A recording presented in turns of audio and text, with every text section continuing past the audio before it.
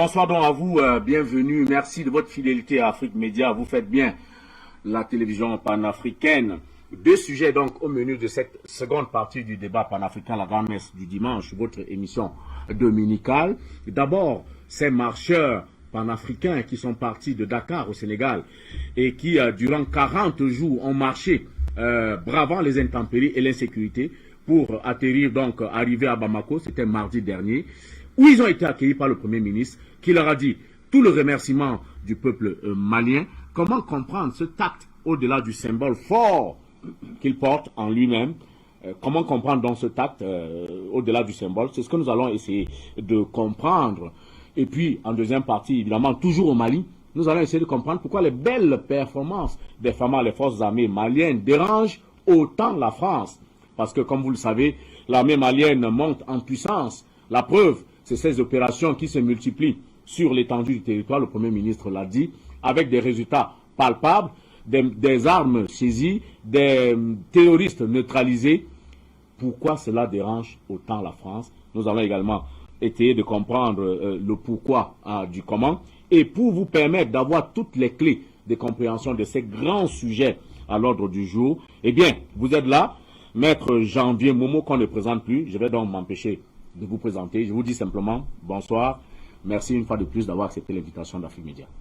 Monsieur Fred Bongo, bonsoir. Merci pour votre verve scolastique. Ce n'est pas tous les jours qu'on rencontre des journalistes qui ont la poigne et qui respectent le canevas intellectuel de présentation des sujets, la façon par laquelle ces sujets seront résolus. Merci. Merci à tous les téléspectateurs d'Afrique Média qui, nous croyons, Monsieur Fred Bongo, continue de croître malgré la grande infiltration dans le média, la grande infiltration française dans le média. La tête d'Afrique Média est encore debout, regard des voix claires. Un bonjour, un chaleureux bonjour à tous les téléspectateurs d'Afrique Média, à vous-même, aux techniciens sans lesquels nos émissions ne sont pas possibles, et à certains qui ont la foi en Afrique Média, qui nous rencontrent partout où nous allons, et ne cesse de clamer, M. Fred Bongo, continuez dans le combat. Très souvent, nous n'avions pas su ce que vous étiez en train de faire, mais au jour d'aujourd'hui, avec les yeux suffisamment désiés, j'ai coutume de le dire, nous commençons à regarder et voir clair, et vous nous avez fait apprendre ce qu'on appelle la géopolitique sans que nous ne sachions, sans que nous ne nous soyons inscrits à l'université, parce que partout ailleurs en Occident, la géopolitique c'est dès les premières heures de l'école où on vous fait savoir que vous êtes les plus forts, vous êtes la domination, c'est ça le début de la géopolitique. Vous êtes la domination du monde, vous ne devez pas vous laisser faire, ainsi de suite. Donc, nous disons bonjour à ces téléspectateurs, Monsieur Mboum, Madame Jankou, et je ne peux pas tous les citer. Bien sûr. Donc, merci. Le sujet, Monsieur Fred Bongo, les marcheurs panafricains opposés aux sanctions de la CEDEAO. Mais bien sûr, en franchissant la barrière, les frontières de ces États, les marcheurs ont dit, écoutez, les sanctions sont sans objet. On n'en veut pas. Mais on n'en veut pas. Et vous savez que le Mali est un grand fournisseur du Sénégal en termes de viande, en termes de beaucoup d'autres ressources, et vice versa. Le Sénégal aussi est un grand fournisseur de poissons au niveau du Mali. Il est inconcevable qu'on parle des sanctions de la CEDEAO et que les populations qui ont coutume de vivre ensemble, Monsieur Fred Bongo, et qui ont une histoire commune. Parce que si vous entrez dans la composition anthropologique du Mali, vous allez retrouver que des Maliens, certaines souches maliennes se retrouvent au Sénégal, certaines souches des populations maliennes, sénégalaises se retrouvent au Mali, ainsi de suite. Donc, les sanctions pour nous, elles ont été beaucoup plus métaphysiques que pratiques. Donc, nous allons voir tout au long de notre émission l'importance, le signal que ces panafricains ont donné en marchant à pied du Sénégal jusqu'au Mali. Nous leur tirons un coup de chapeau et nous disons leur marche est la symbolique de la marche de la Nouvelle Afrique. La Nouvelle Afrique, Afrique Média, a toujours voulu être soutenue. Cette Nouvelle Afrique qui est libre, je suis d'accord avec le discours du Premier ministre Choguel, qui a dit, vous êtes ceux qui allaient libérer, et par cette marche, ils ont commencé le mouvement de libération. Merci infiniment donc à vous, Maître Janvier Momo, très très bien habillé, en tenue vraiment traditionnel africain, connu qui vient même justement de l'Afrique de l'Ouest. Je ne trahis pas un secret, vous-même vous le voyez. Merci. Vous êtes également là aujourd'hui, Dieudor Yumbi. Vous êtes également un militant panafricain. Et puis vous êtes là justement pour nous éclairer de votre connaissance profonde de ces enjeux qui guident aujourd'hui l'Afrique à travers ces deux thématiques. Merci d'être là. Un grand bonsoir, mon cher Fred Bongo, et un bonsoir à tous ces grands techniciens qui, contre vents et marées, ont pris la quintessence de leur qualité en ressources humaines pour s'appliquer de plus en plus sur leurs machines. Un grand bonsoir à toute la jeunesse panafricaine, en particulier cette jeunesse des 54 pays qui forment le grand continent. Et je vais dire encore vraiment et vraiment à tous ceux-là, les marcheurs qui ont marché pour arriver dans la capitale Bamako, ceux-là ont démontré aux yeux de l'opinion internationale et aux yeux du monde entier que la jeunesse de ce début du XXIe siècle a compris la valeur et la trajectoire du défi qu'ils ont en face par rapport à la libération totale et la souveraineté pour la dignité des grands peuples africains dont je l'ai dit encore, nous sommes là pour vous sur Afrique Média. Et Afrique Média, c'est cette chaîne qui matérialise directement l'édification aux yeux de cette jeunesse qui avait mal compris le départ, mais la conscientisation dans leur maturité et leur sens de responsabilité nous font honneur aujourd'hui. Je pense que le Premier ministre, M. Choguel, a bien fait d'être là pour valoriser le défi que nous sommes tous les jours pour dire à cette jeunesse, le Cameroun, pardon, un lapsus, le Cameroun c'est l'Afrique, le Mali c'est l'Afrique. Donc vous, jeunesse africaine, c'est vous qui allez libérer l'Afrique de demain et nous ne pouvons qu'être fiers, M. Fred Bongo. Eh bien, merci. Chers téléspectateurs, vous le savez, cette émission est également la vôtre. Vous avez la possibilité d'interagir avec nous, de nous appeler, de nous dire ce que vous pensez de cette thématique, mais aussi, pourquoi pas, des argumentaires déployés ici par nos panélistes. Je vous invite donc, lorsque le moment sera venu, à participer très fortement pour nous donner évidemment ce que vous pensez de cette situation. Mais pour commencer, maître Janvier Momo, je voudrais d'abord que nous nous arrêtions pour une première partie sur l'acte. Avant d'en comprendre, avant d'en sonder les ressorts et surtout les significations pour les perspectives, arrêtons-nous sur l'acte. Départ le 16 février, et puis Dakar au Sénégal, Oui. arrivé le 29 mars, 40 jours. Oui. Ça rappelle un peu la Bible. Oui. Je ne veux pas qu'on rentre dedans, mais Oui. 40 jours de marche avec les intempéries, l'insécurité. Qu'est-ce que les marcheurs panafricains ont voulu démontrer? Monsieur Fred Bongo, premièrement, les marcheurs panafricains interpellent les Africains d'avoir conscience de ce qui se passe au Mali, en République du Mali. Le signal fort de ces marcheurs, c'est qu'au Mali, il y a un mouvement qui est engagé et ce mouvement a besoin du support et du soutien de tous les Africains, des Africains de tous les bords. Cette marche signifie la renaissance de la nouvelle Afrique, c'est-à-dire l'Afrique vieillissante, celle des collabos, celle des nègres de maison, celle des cinquièmes hommes. Cette Afrique-là doit disparaître. Et la nouvelle Afrique, qui est la symbolique du panafricanisme, c'est-à-dire une Afrique pour les Africains, construite par les Africains et dans l'intérêt des Africains. C'est le signal des marcheurs panafricains.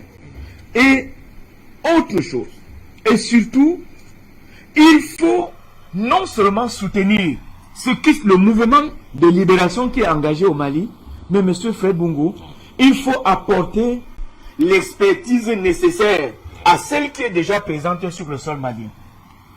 Vous savez, c'est la société civile malienne, à travers cette marche qui est célébrée. Et lorsque la société civile malienne est célébrée, c'est la société civile panafricaine qui est célébrée. C'est ceux qui ont pris le pouvoir, qui ont eu le courage et la jugeote de reprendre par un autre mouvement le pouvoir du peuple qui était en train d'être spolié entre les mains des cinquièmes hommes.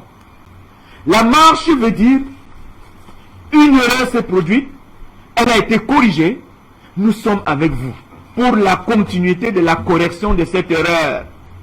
Parce que l'actuel gouvernement du Mali est la symbolique de la nouvelle lutte de libération de l'Afrique. Monsieur Fred Bongo, beaucoup de luttes ont échoué, celle du Mali. Les marchés nous font savoir que celle du Mali n'a pas droit à l'échec. C'est la raison pour laquelle ils ont engagé le mouvement et il n'y a pas eu de décès en cours de route. C'est un signal fort.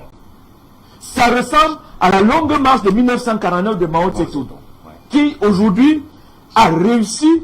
C'est une marche qui a requinqué le moral des Chinois et les Chinois sont sur le toit du monde, que vous le vouliez ou pas. Ce n'est pas la guerre en Ukraine qui est la symbolique de la dédollarisation des échanges internationaux. C'est le fait que la Chine aujourd'hui est détentrice du plus grand pouvoir économique mondial, qui fait en sorte que le dollar, tôt ou tard, perdra sa force. Donc, comme la longue marche de Mao Tse-tung en 1949, les marcheurs du 16 février viennent de prouver une fois de plus que l'Afrique peut engager un mouvement et soutenir. Je pense que tous les noms de ces marcheurs seront inscrits au panthéon de la libération de l'Afrique. Pas seulement à Addis Abeba où se trouve le siège de l'organisation continentale. Je pense même que ce siège est en train de se déplacer sur le plan moral, sur le plan de la lutte d'Addis Abeba vers Bamako, vers le Mali. Nous pensons, M. Fred Bungu, que cette marche qui a atteint son objectif par l'arrivée à Bamako est la symbolique du réveil définitif de l'Afrique. C'est-à-dire les Africains aujourd'hui doivent arrêter de garder leur esprit dans une tanière de repos de l'âme. Vous savez, quand on parle de repos de l'âme, on ne peut pas parler de tanière. La tanière, c'est le centre par excellence de la prédation. Dans la tanière, il n'y a pas de repos parce que c'est la guerre. Donc, la marche fait comprendre aux Africains que le moral des Africains est celui de nos pères de l'Égypte, de la Nubie et de tout ce que vous pouvez. C'est la symbolique du nouveau pouvoir reconquis par les Africains. Cette marche est le soutien indéfectible. Je dis bien soutien indéfectible. C'est la marche du fagot de bois. Par cette marche, les Africains se constituent aujourd'hui en fagot de bois.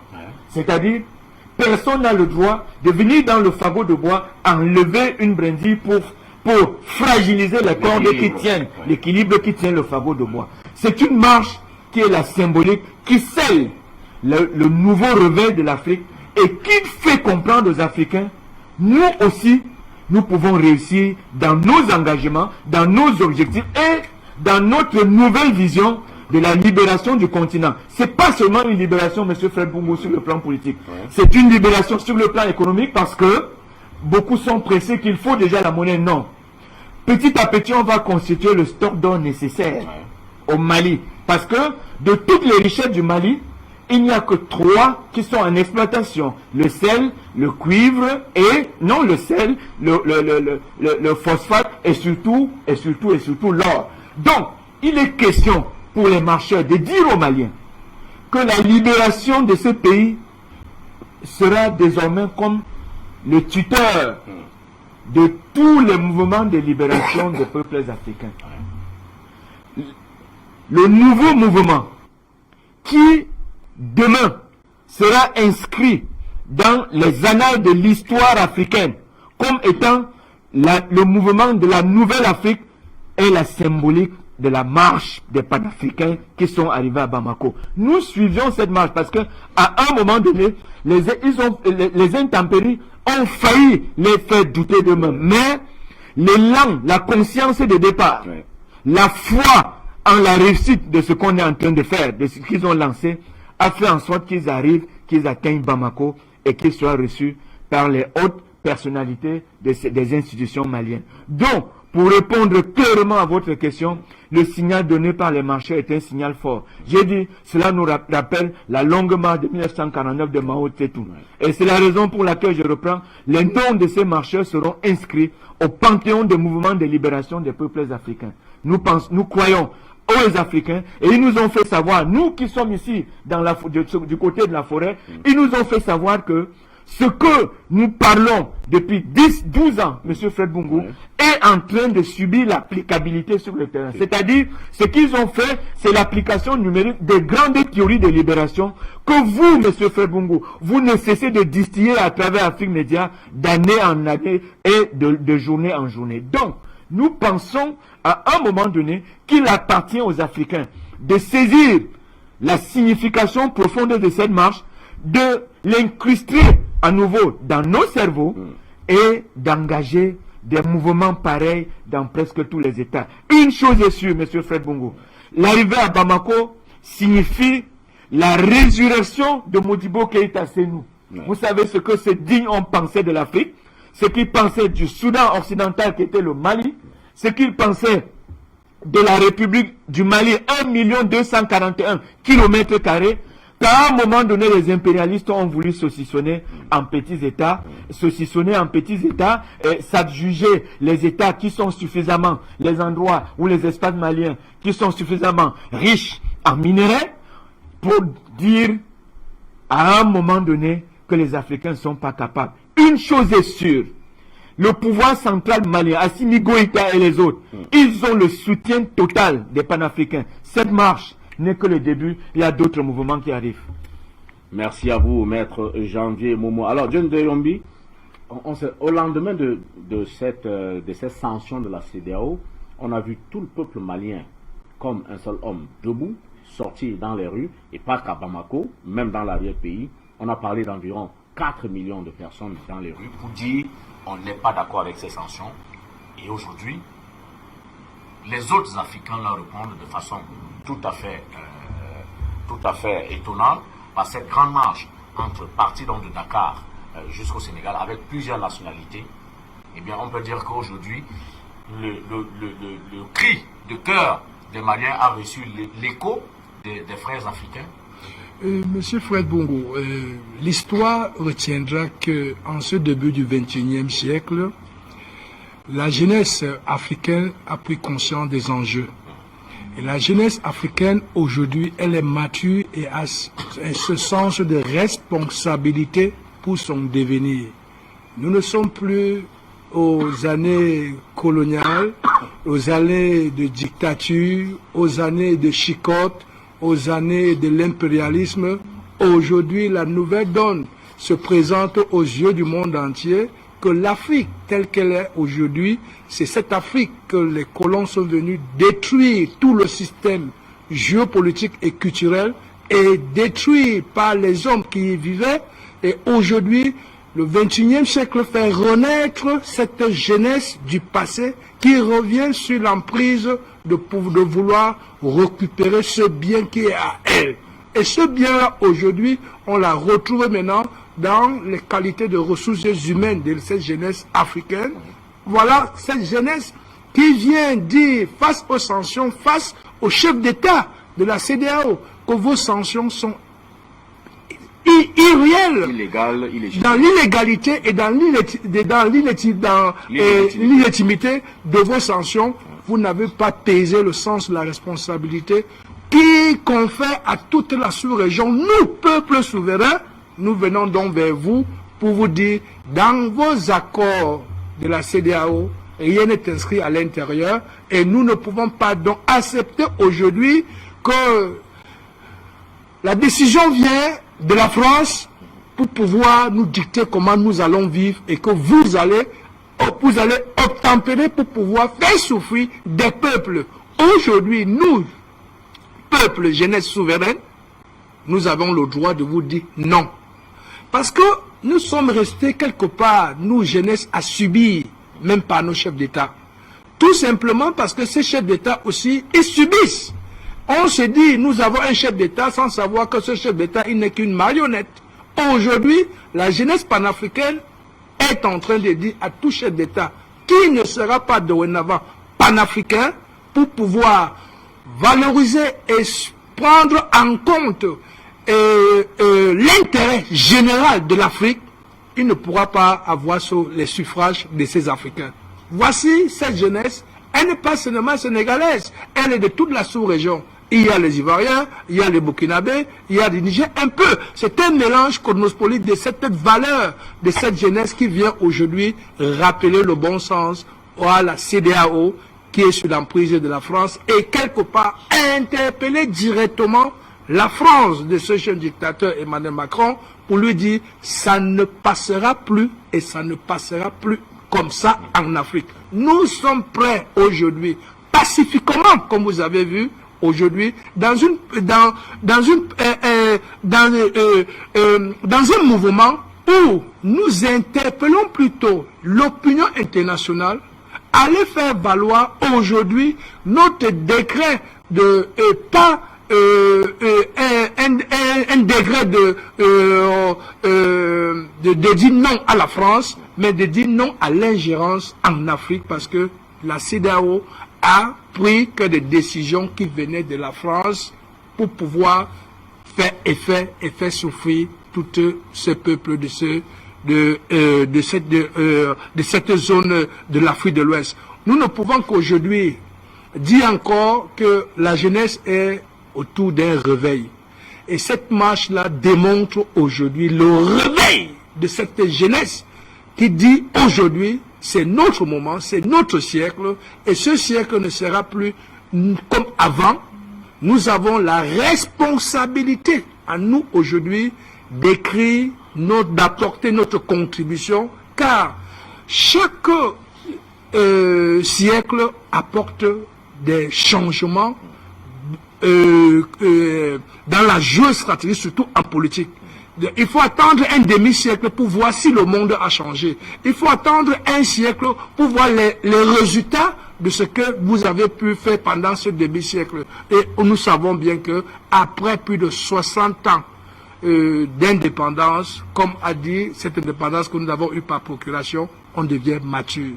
Et ce sens de maturité, nous ne pouvons que nous dire merci, parce que quand Afrique Média s'est installée au Cameroun, en Guinée, quand nos patriarches ont accepté qu'une chaîne Afrique Média qui devait défendre les intérêts de l'Afrique sur le grand continent, beaucoup de jeunes n'avaient pas compris la quintessence de débat qu'il y en avait ici. Aujourd'hui, cette valeur a multiplié la conscience pour que les jeunes Africains puissent édifier finalement, fondamentalement, leurs pensées pour leur avenir. Et aujourd'hui, la marche nous prouve finalement quelque part que le message est passé. Et tous les jeunes sont debout. Et dans cette marche, nous avons eu que la respectabilité, que les institutions maliennes sont sorties pour valoriser encore à tous les jeunes en Afrique que nous sommes avec vous. Comme vous êtes debout, ça veut dire nous n'avions plus peur. Parce que beaucoup de chefs d'État africains souvent veulent réagir, mais il n'y a pas la population, il n'y a pas la jeunesse. Mais aujourd'hui, une jeunesse qui prend le risque, sortir de partout, pour venir là, les soutenir, ça veut dire la lutte n'est plus malienne, la lutte elle est africaine aujourd'hui. Donc la prise de conscience de l'Afrique est debout et nous pouvons que nous en réjouir. Merci. Maître Momo, je voudrais revenir à vous rapidement avant que nous prenions cet élément qui va nous permettre aussi de camper. Finalement, on disait jusqu'ici, hein, les contempteurs du panafricanisme qui se gaussaient, comme vous avez l'habitude de le dire, de vos discours ici, répétés ici, se disaient non, vous prêchez dans le désert, ce n'est pas un combat légitime. Mais aujourd'hui, quand on voit que ces jeunes Africains ont pris les risques que vous avez rappelés, les risques d'insécurité, d'intempéries et tout ça, je rappelle qu'ils ont marché à pied, plus de 1300 km quand même, en 40 jours. Est-ce que finalement, c'est le désir de porter ce message à ce que d'aucuns appellent le club des présidents? Est-ce que c'est le message d'unité de l'Afrique, c'est-à-dire, pour parler de la CEDEAO et rester peut-être là-bas, à l'appel de cette CEDEAO des peuples? Est-ce que c'est ça? Est-ce que pour vous, vous pensez que ce message va être compris par ceux à qui il est destiné? Et c'est une excellente question qui interpelle non seulement ce club dont vous faites allusion et qui existe effectivement et qui est dévoué à l'impérialisme, à la France et à tout l'Occident, mais aussi et surtout la symbolique de la marche dépasse le cadre de la CEDEAO, bien que ce soit effectué au sein de la CEDEAO. Absolument. C'est la raison pour laquelle, M. Fred Bungu, pour revenir à ce que vous disiez au départ, ce que vous disiez depuis plus d'une dizaine d'années, et que les gens croyaient à un moment donné que c'était une prédication dans le désert, a des répercussions au jour d'aujourd'hui. Quand vous parlez d'un média comme Afrique Média, mais il faut regarder la ligne et lire la ligne éditoriale. Combien sont les téléspectateurs qui ont déjà appelé pour demander qu'ils voudraient lire la ligne éditoriale? Ils n'en ont pas besoin parce que, au fil des jours, lorsque vous suivez des émissions, vous n'avez plus de raison, vous n'avez même plus envie de demander la ligne éditoriale qui apparaît à travers ce qui se dit, à travers ce qui se conçoit et à travers ce qu'on livre à la Nouvelle Afrique au jour le jour, quel que soit le moment dans la journée. Donc, les marcheurs interpellent le club des présidents, M. Fred Bungu, pour dire si la CEDEAO est une organisation régionale qui a une vocation salvatrice, celle de promouvoir au développement des États de la CEDEAO, il est inconcevable que la même organisation cherche à asphyxier un État par des mesures, je dis bien par des mesures prises à l'encontre d'un peuple qui s'est engagé dans un mouvement de libération des populations. Voilà la symbolique qui est envoyée au club des présidents de la CEDEAO. Voilà le message qui est envoyé à M. Fred Bungu, à tous ces chefs d'État de la CEDEAO qui jusqu'aujourd'hui, dont certains ne pensent pas encore au développement, ne pensent pas encore à la véritable lutte de libération du joug colonial, parce que, il faut le dire, c'est le moment de le dire, avec la réussite de cette marche, nous sommes encore sous l'emprise de l'Occident. Donc, le message est envoyé à ce club de présidents, que désormais, celui qui ne veut pas s'arrimer aux désirata des peuples, c'est-à-dire la libération, la souveraineté, l'indépendance véritable, celui-là sera bouté hors du palais présidentiel. C'est la symbolique, c'est le grand message que les marcheurs envoient au club des présidents qui pensent à un moment donné que les facilités avec l'Élysée suffisent pour s'asseoir sur le fauteuil présidentiel, pour diriger le peuple à leur guise et pour, à un moment donné, nous faire comprendre que le pouvoir appartient à certaines familles, que le pouvoir n'appartient pas au peuple. Donc, les marcheurs ont envoyé ce message et il doit être perçu. Au-delà de la CEDEAO, c'est une interpellation à l'Union africaine qui, à un moment donné, a suivi ces sanctions démentielles à côté d'une faute inexistante. Parce que sur le plan de droit, ce sont des sanctions démentielles à côté d'une force inexistante. L'aspiration à un peuple à la liberté ne peut pas s'analyser comme une faute. Ailleurs, cela a été applaudi, mais nous ne comprenons pas pourquoi en Afrique, cela doit s'analyser comme une faute, comme une erreur, comme une fredaine au développement de l'histoire d'un peuple. Donc, au-delà de la CEDEAO, c'est l'Union africaine qui est interpellée.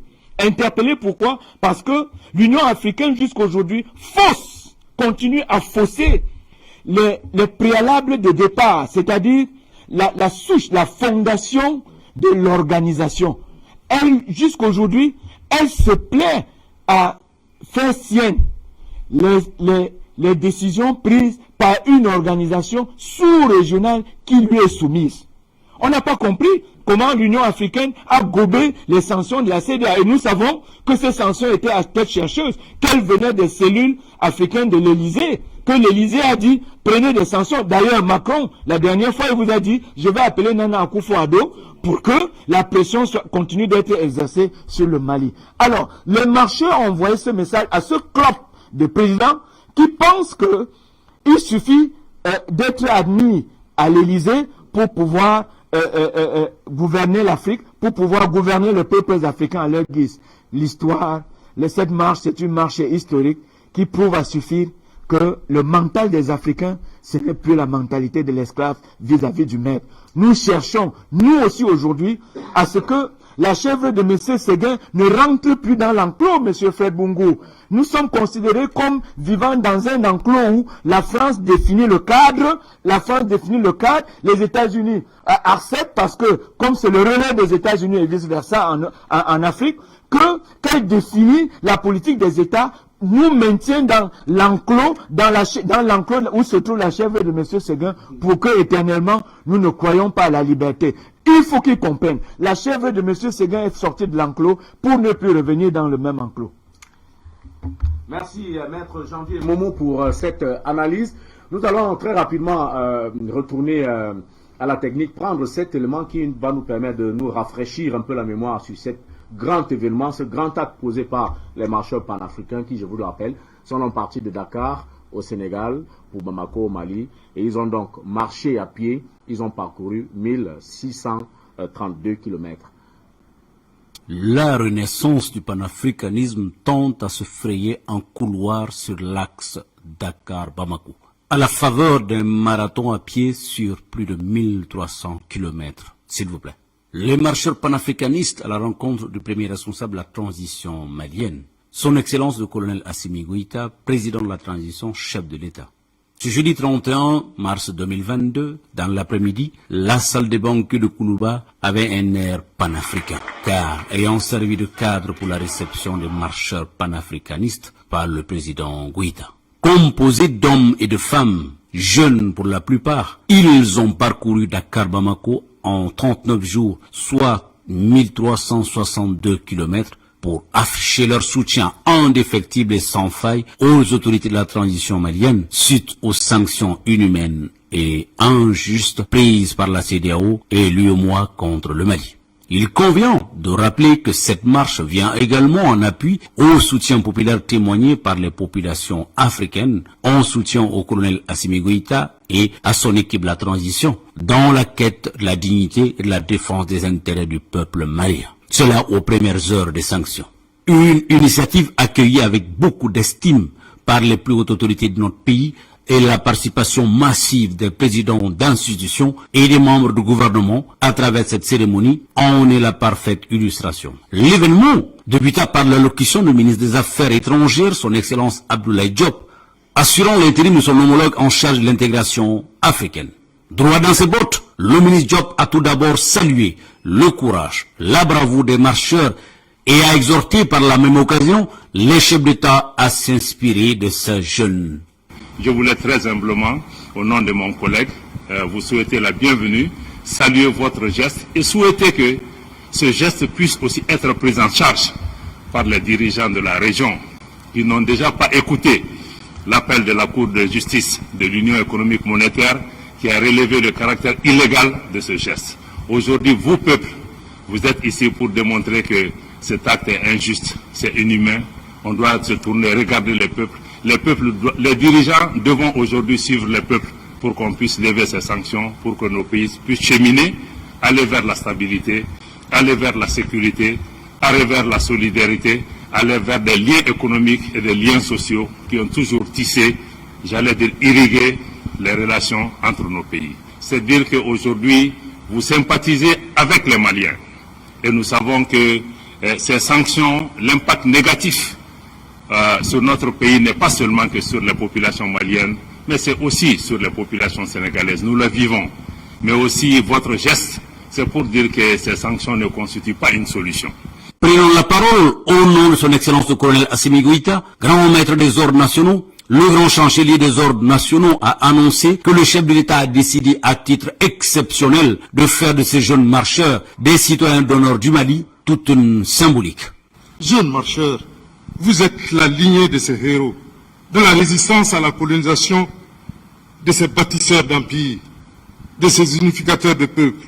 Vous êtes les dignes descendants de ceux qui ont mis sur les fonds baptismaux la Fédération du Mali.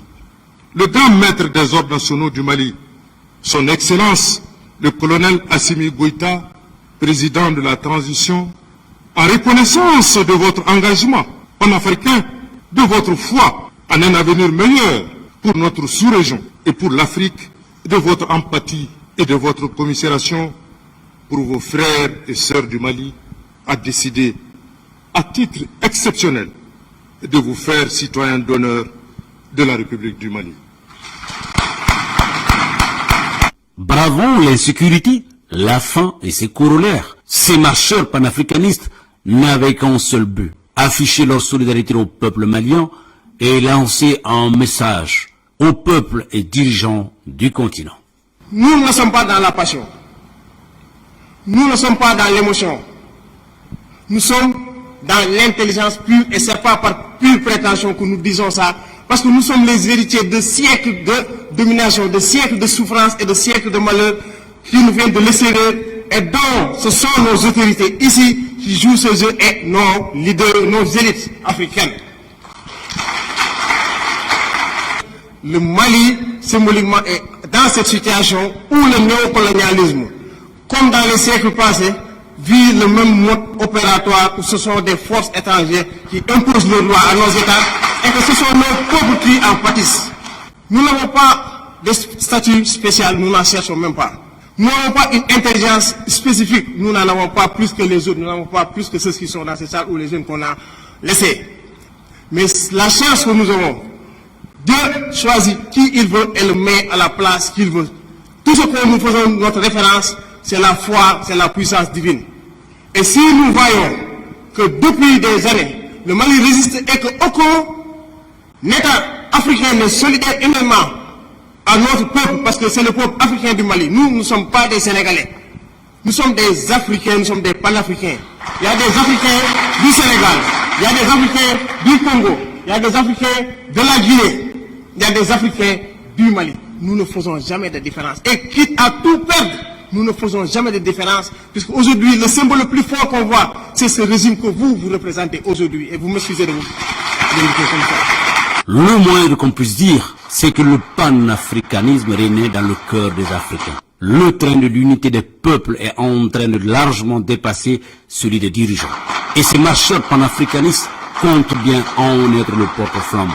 Une leçon à suivre par nos organisations sous-régionales, voire continentales, qui doivent mieux évaluer la situation des pays avant de se lancer dans des mesures et sanctions qui n'affaiblissent que ces peuples. Les autorités maliennes peuvent désormais compter sur le soutien de la jeunesse africaine qui se reconnaissent entièrement dans leur combat. Voilà, merci donc à la technique, à la réaction pour ce bel élément qui nous replonge effectivement dans cette actualité importante. Je vous accueille également, patient parfait d'homme, qui vous avait rejoint sur ce plateau. Bonsoir, merci d'être là. Bonsoir Fred, bonsoir à mes amis du panel, bonsoir à nos nombreux téléspectateurs à travers le monde, à nos valeureux techniciens, à qui je dis un bonsoir appuyé. Vraiment, c'est quelque chose de fantastique que je viens de voir. Merci pour cette invitation. Mais vous n'avez pas l'habitude d'être souvent en retard, mais on comprend, vous avez plutôt des petites difficultés à traverser ce doigt-là. Allons dans le vif du sujet. Oui, j'ai été endeuillé ces derniers temps, c'est vrai. Ouais. Bon, l'essentiel, c'est que je sois là et que nous puissions... Voilà. Alors, nous venons de suivre cet élément ensemble. 1362 km bravés donc par ces jeunes Africains de plusieurs nationalités, comme vous l'avez suivi dans ce message. C'est un écho, vous diriez, c'est un écho retentissant au combat, à l'appel du peuple malien qui demande aux Africains de se lever. Je pense qu'il faut commencer par féliciter cette jeunesse africaine. Il faut féliciter cette jeunesse africaine, d'autant plus que de 20 mots, comme certains qualifiaient nos attitudes sur les différents plateaux d'Afrique Média, ça fait plus d'une décennie, où nous étions un peu considérés comme cette espèce de voix qui crie dans le désert. On voit que de plus en plus, ces paroles prennent corps par des actes concrets, que ce soit au niveau des leaders sur le plan institutionnel, mais que ces paroles, cette demande, cette requête, ce cri prennent évidemment corps au sein du cœur des Africains, surtout de la jeunesse africaine aujourd'hui. Vous voyez, Fred, si cet événement s'était passé sous d'autres cieux, hors de notre continent, il l'aurait fait l'élément majeur de l'actualité pendant des mois, pour montrer le patriotisme des autres. Mais hormis Afrique Média et quelques relais dans les réseaux sociaux, quels sont les médias majeurs en Afrique qui ont parlé de cet espoir, de cette détermination? C'est ça aussi la faiblesse de notre continent. Ne pas valoriser les actes forts que pose au quotidien notre jeunesse. Ne pas soutenir les institutions, les médias alternatifs, les individus qui ont tout sacrifié pour faire renaître le combat de Kwame Nkrumah et de ses amis. C'est pour cela que je suis vraiment ému de me rendre compte que nos paroles ne s'envolent pas comme ça dans le vide. Ah non, ces paroles-là, cette détermination, ce combat que nous menons depuis plus d'une décennie, je dis encore, alors là, seulement sur le plan médiatique, sur Afrique Média, mais pour certains d'entre nous, en les 16 mois, ça fait plus de 3 décennies que nous sommes dans ce combat pour le réveil panafricain. Pourquoi? Parce qu'à l'analyse de tout ce qui se fait dans le monde, à l'analyse de la situation géopolitique qui est la nôtre actuellement, nous sommes arrivés à une conclusion. L'Afrique ne pourra se débarrasser de la tutelle des pays occidentaux que dans le cadre du panafricanisme. C'est tout. Uniquement dans le cadre du panafricanisme. C'est tout. Et quand l'un de nous est frappé, quand on tente de nous ravaler au rang des bêtes, quand on tente de nous recoloniser, et qu'on voit la détermination, la fougue de cette jeunesse qui dit non à travers plus de 1000 km de marche, cela devait non seulement interpeller plus d'un, mais cela devait faire l'objet d'une grande publicité à travers notre continent pour dire à notre jeunesse, c'est vrai, il est difficile, nous vivons dans des conditions de misère, de difficulté, mais notre foi inébranlable dans l'objectif que nous sommes fixés, à savoir faire de l'Afrique un pays uni, un continent dans un pays uni, je crois que c'est quelque chose d'exceptionnel. Et ces jeunes ont dit quelque chose de fondamental. J'ai souvent le dit, le Cameroun est certes ma patrie, mais l'Afrique est notre avenir. Si un jeune Africain omet de le comprendre, il est complètement hors jeu. Aujourd'hui, les événements à travers le monde nous montrent qu'il n'y a que les blocs forts, les blocs soudés. Comme c'est le cas en Afrique, on dit, ah, vous n'avez pas des États-nations. Mais oui, monsieur, nous avons une culture commune. Nous avons une histoire commune. Il est hors de question qu'un pays tiers, comme c'est le cas au Mali aujourd'hui, soit l'objet des attaques répétées, des attaques perfides de la part de l'Occident, surtout de la France, et que on est des gens sur le continent qui le voient, qui rasent les murs, qui sont dans l'incapacité d'assumer leurs responsabilités. Et c'est pour cela que je dis à cette jeunesse, bravo, bravo à cette jeunesse. Et je sais que c'est tout simplement un échantillon qui nous a été présenté. Vous êtes des milliers, vous êtes des millions d'Africains décidés à faire de notre continent un pays respecté et respectable sur le plan international. Le Mali n'est plus seul. Attention, le Mali n'est plus seul.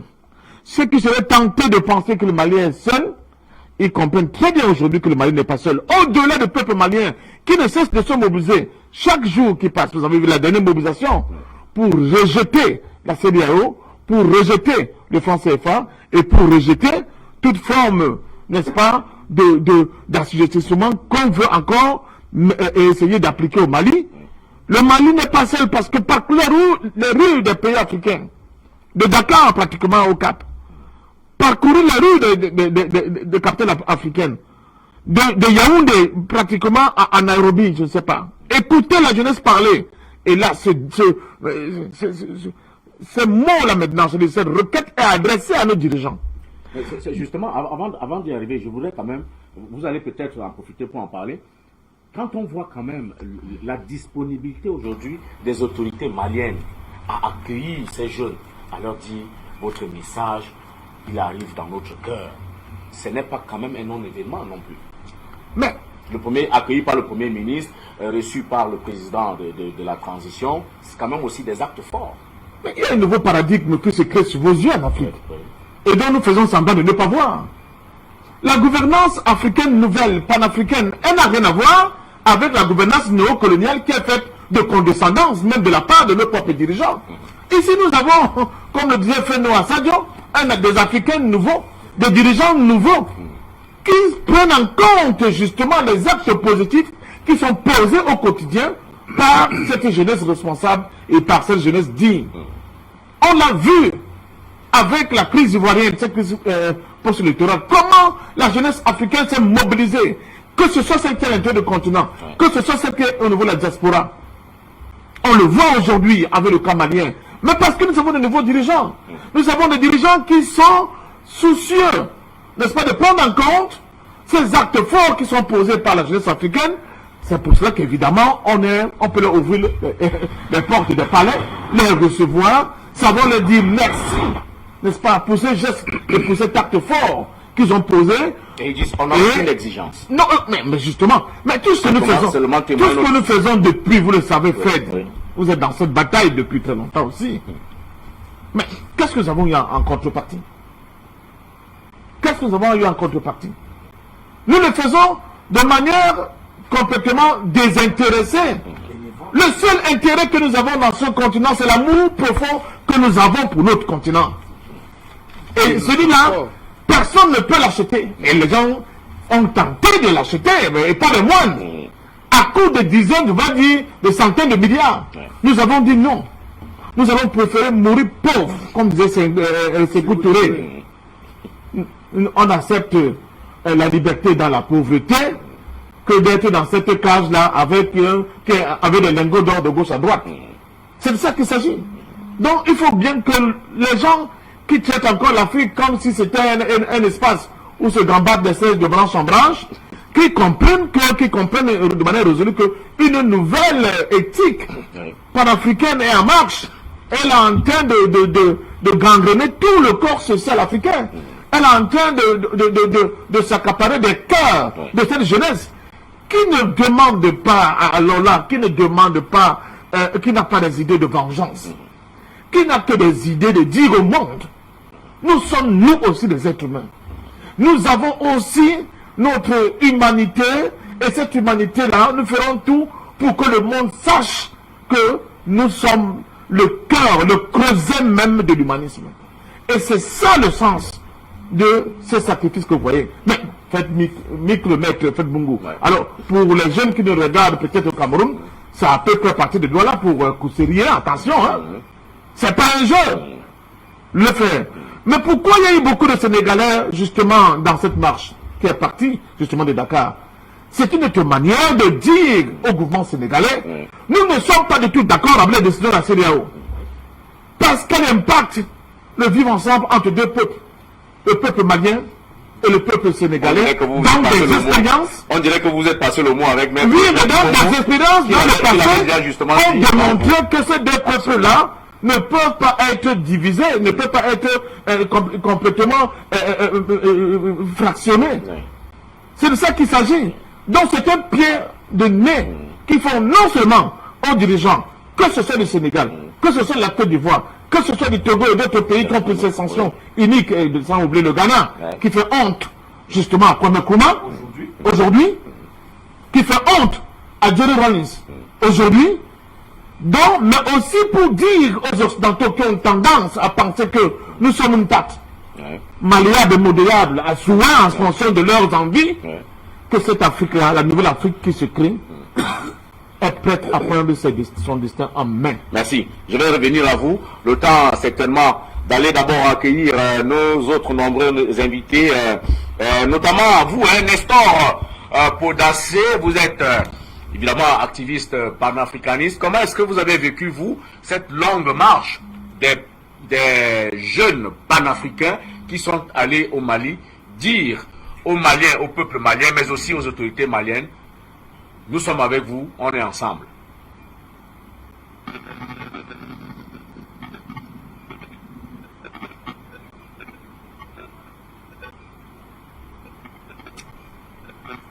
Avec nos invités, nos panélistes sur Zoom, Nestor Podacé, manifestement n'est pas avec nous. Peut-être Issa Diawara, bonsoir.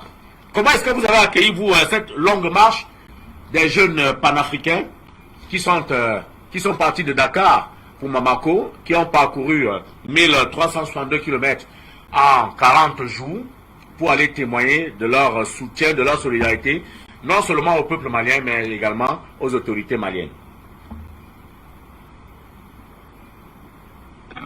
Bonsoir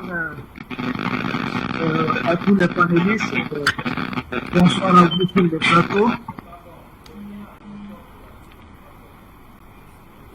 Malheureusement, c'est trop compliqué avec Zoom pour l'instant. Nous n'avons pas encore la bonne qualité du son et de l'image. Je vais revenir à vous, Issa Diawara.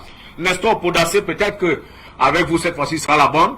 Comment est-ce que vous avez vécu, vous, cette longue marche des jeunes panafricains qui sont partis de Dakar pour Bamako, 1362 km, pour témoigner de leur solidarité, leur soutien au peuple malien et surtout avec les autorités de ce pays-là?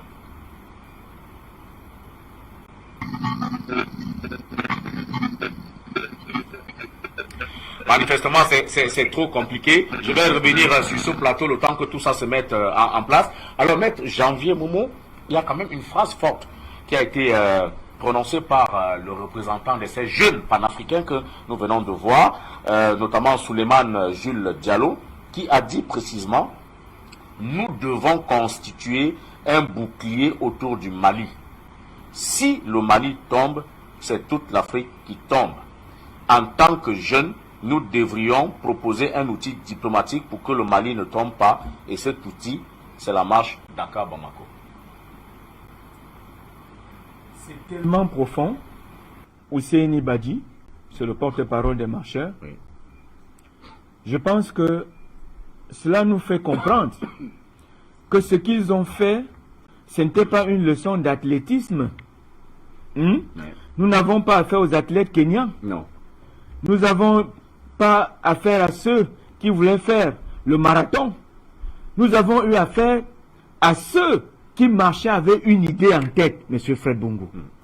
Le bouclier dont tu parles, c'est un bouclier humain. C'est un bouclier psychologique. C'est un bouclier mental. Et enfin, c'est un bouclier qui cerne toute l'Afrique entière, qui protège et couvre toute l'Afrique entière. Une carapace qui se veut protectrice, non seulement pour l'ancien Soudan occidental qu'est le Mali, mais aussi et surtout pour tout le continent africain. Le message a toute sa puissance, a toute sa splendeur, a toute son efficacité. Alors, si le Mali tombe, c'est toute si le Mali tombe, c'est toute l'Afrique qui tombe. Qu'est-ce que cela veut dire? Cela veut dire que le mouvement qui est engagé au Mali aujourd'hui est la symbolique des aspirations des peuples africains nouveaux. C'est, à l'entame, j'ai parlé de la Renaissance. Cette marche aurait pu être baptisée la marche de la Renaissance africaine. C'est-à-dire la marche du renouveau africain, dans la reconquête de la liberté des aspirations africaines à l'indépendance et à la véritable souveraineté. Tel que souhaité par Modibo Keïta Sénou. C'est enfin, M. Fred Bungu, le résumé de ce que les nouveaux enfants africains pensent des dernières chaînes de l'esclavage.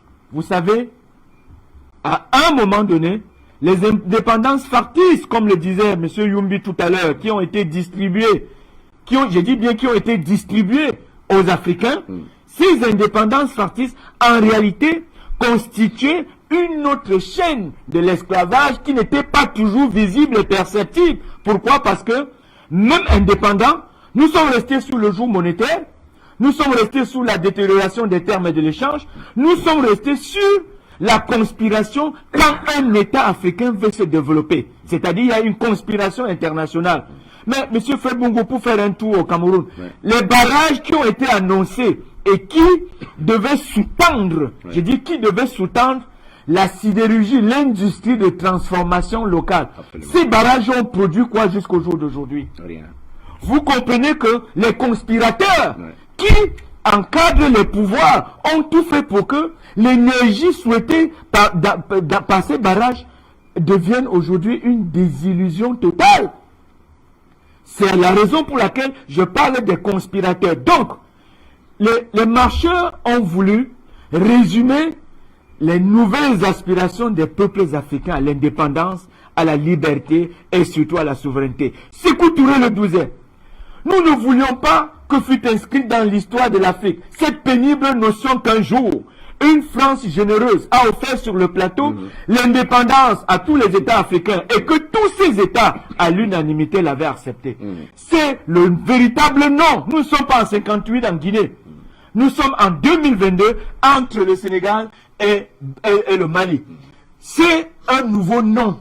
C'est un nouveau nom face à l'impérialisme. C'est un nouveau nom face à la continuité de la détérioration des termes de l'échange, qui veut que les produits de nos matières premières soient fixés par l'acheteur occidental. C'est la marche qui dit non à la continuité du nazisme monétaire, qui veut que le fruit des échanges internationaux africains, soit le fruit en argent, soit déposé dans un compte d'opération ouvert dans le trésor public français, auquel les Africains dont le compte est ouvert en leur nom n'ont pas accès et ne peuvent pas demander une reddition de compte. C'est-à-dire, qu'est-ce que le compte a produit, qu'est-ce qu'il en reste. Il vous dit seulement, vous n'avez plus de devises, il faut renflouer votre compte dans le trésor public français en termes de devises. La marche dit non à cet état de choses. La réussite de cette marche, c'est l'ouverture de la nouvelle Afrique. Il a raison, Ousseini, de dire que si le Mali échoue, cela voudra tout simplement dire que l'Afrique est encore échouée. Et vous comprenez, M. Fred Bungu, vous comprenez pourquoi Jean-Yves Le Drian ne plie pas les chines jusqu'au jour d'aujourd'hui. Il continue à chercher les méthodes par lesquelles il faut renverser le pouvoir visionnaire du Mali, qui est en train non seulement de libérer le peuple malien, mais aussi et surtout de contribuer de façon directe à la libération de tous les peuples africains qui aspirent à la véritable indépendance politique, à l'indépendance économique, à la souveraineté monétaire et à la souveraineté au niveau des échanges internationaux. Je pense qu'à un moment donné, les marchés ont compris qu'il faut cette nouvelle Afrique, une nouvelle Afrique qui répond du panafricanisme, c'est-à-dire une nouvelle Afrique pour les Africains, une nouvelle Afrique construite par les Africains et dans l'intérêt des Africains. Voilà l'essence du panafricanisme donné par les marcheurs de Dakar à Bamako. Merci infiniment. Nous allons essayer encore d'avoir nos panélistes sur Zoom. Cette fois-ci, nous essayons avec vous. Roland Bayala, bonsoir. Merci d'être en direct sur Afrique Média avec nous.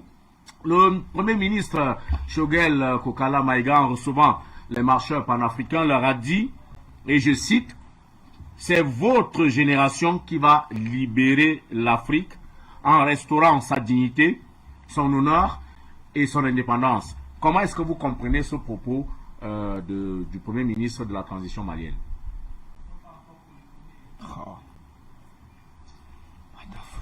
Décidément, ce n'est pas très facile aujourd'hui, mais Dionedor Yumbi, vous avez suivi également cet élément avec nous et surtout cette sortie du Premier ministre malien.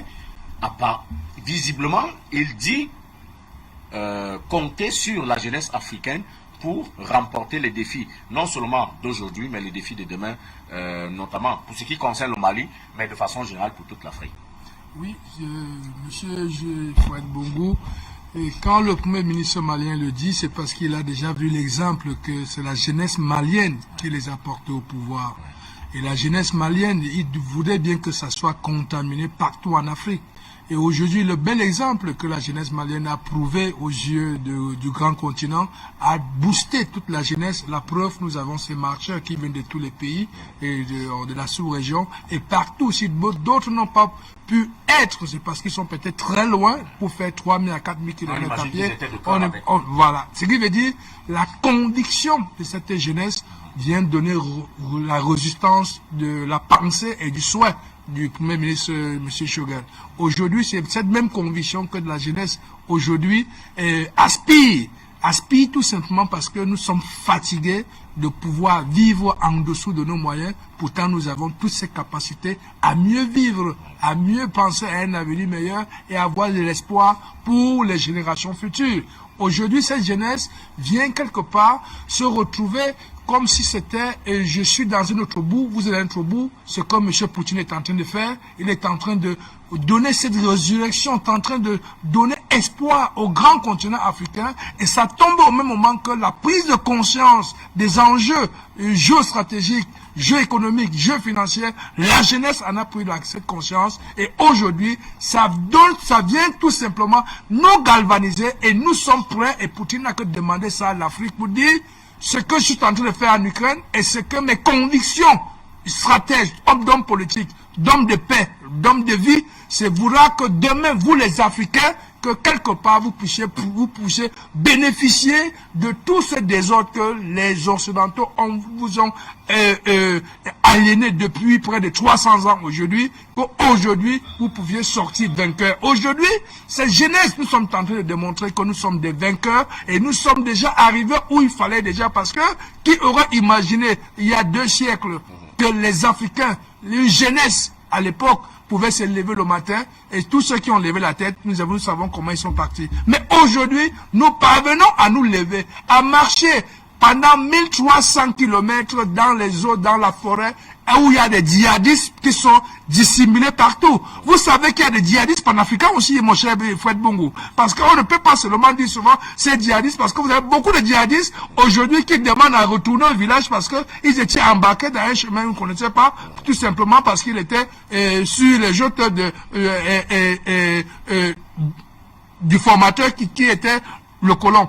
Aujourd'hui, on a voulu tout simplement diaboliser toute la jeunesse africaine pour pouvoir bien encore l'assimiler, mais c'est cette jeunesse-là aujourd'hui qui a dit non. Les enjeux politiques, les enjeux sécuritaires, les enjeux financiers, les enjeux culturels sont nos défis pour demain, et le plus important, c'est l'enjeu de la souveraineté pour notre dignité qui donne la possibilité que cette jeunesse se retrouve de partout, et nous profitons toujours, chaque fois que nous sommes sur Afrique Média, que nous avons l'occasion de tout simplement dire à ces jeunes: multipliez-vous, sortez, libérez-vous. Vous êtes aujourd'hui nous sommes aujourd'hui face à l'écriture moderne de notre histoire. Ce n'est pas un Nkrumah qui va se lever le matin, qui va se lever dans sa tombe pour venir libérer l'Afrique. Ce n'est pas Modibo Keïta qui viendra libérer l'Afrique, mais c'est nous, ils ont montré la voie, et cette voie, c'est à nous aujourd'hui, c'est notre génération aujourd'hui qui devions lancer ce grand défi, et peut-être nous allons même finir ce défi, parce que moi je parie et je suis très optimiste sur ça, que la fin de cette crise qui se passe à Russie, qui est en train de changer tout le monde entier, aujourd'hui, cette vision partant de là, l'Afrique pourra dire décidément aux Occidentaux, en particulier la France, parce que la France en a fait main basse sur l'Afrique, elle ne veut que personne rentre en Afrique. Nous pensons qu'au fur et à mesure que nous allons dire carrément à la France, nous ne voulons plus de vous, et dans toutes les chancelleries où je demande encore une marche pacifique, devant toutes les chancelleries françaises partout en Afrique, pas pour casser les ambassades, mais pour justement réclamer le départ de toutes les forces militaires sur le sol africain. Nous pensons qu'en ce moment, comme le disait encore mon copain ici, nous ne sommes pas prêts à changer, à battre monnaie aujourd'hui, parce que nous faut une cargaison d'or pour être prêts à battre cette monnaie. Mais il faut sortir d'abord l'insécurité. Parce que tant qu'il y a l'insécurité, nous ne pouvons pas nous organiser. Donc aujourd'hui, ces jeunesses qui s'organisent déjà à marcher, à venir au Mali, est en train de donner la quintessence de tout ce que nous faisons ici, et qu'ils ont pris la conscience, et cette prise de conscience, c'est une mobilisation qui est lancée, et comme elle est lancée, la France n'aura que des yeux pour regretter qu'elle a sous-estimé le sens de responsabilité, la maturité des Africains en ce début du XXIe siècle. Et nous ne sommes que heureux parce que, comme on dit souvent, quand on dit souvent ici chez nous en Afrique, l'erreur, Fomutuku Nadame Fondos. Comme ils ont fait l'erreur de nous sous-estimer, ça nous a donné qu'un boulevard, et que nous sommes passés, et comme nous sommes passés, personne ne pourra plus nous attraper. Car M. Poutine est en train de nous montrer le chemin, de nous montrer la détermination, comment nous devions faire pour pouvoir nous en sortir. Et nous avons appris déjà cette conviction, personne ne peut plus l'arracher, et c'est bon pour qu'aujourd'hui l'Afrique et les Africains et les Africaines que je soutiens aujourd'hui, parce que dans ce combat aujourd'hui, vous voyez que dans cette marche, il y a des femmes.